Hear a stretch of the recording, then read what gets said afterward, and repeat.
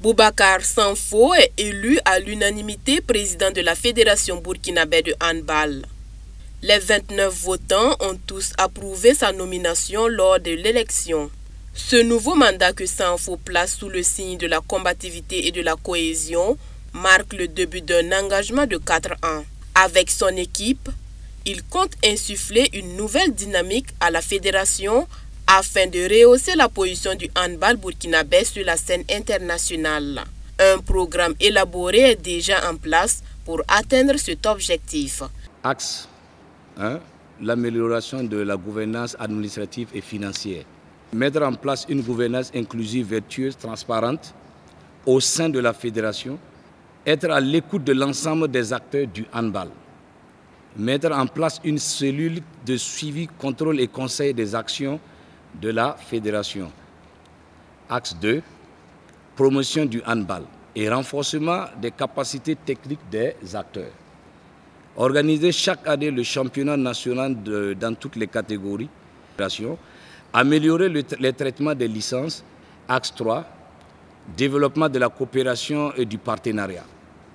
On va initier et mettre en œuvre des initiatives de coopération avec la fédération des pays frères. Axe 4. Renforcement de la communication interne et externe. Mettre en place un réseau de communication efficace. Améliorer les moyens de communication au regard des missions assignées à la fédération et de la confiance que vous avez placée à ma modeste personne.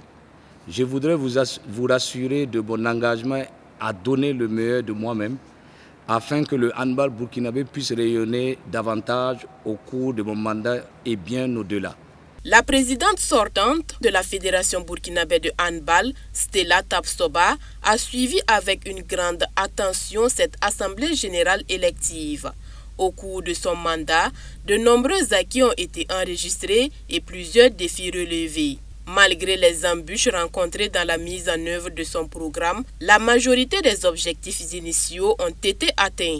En souhaitant plein succès à son successeur, Stella Tapsoba a exprimé sa volonté de rester disponible pour l'accompagner si besoin.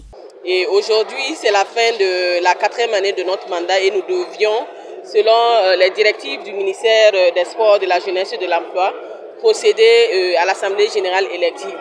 C'est ce qui a été fait aujourd'hui et nous rendons grâce à Dieu pour ces 4 années de mandat qui se sont bien passées. Et donc je suis aux côtés du nouveau président élu, M. Sanfo, à qui nous souhaitons vraiment un bon mandat et succès dans ses entreprises.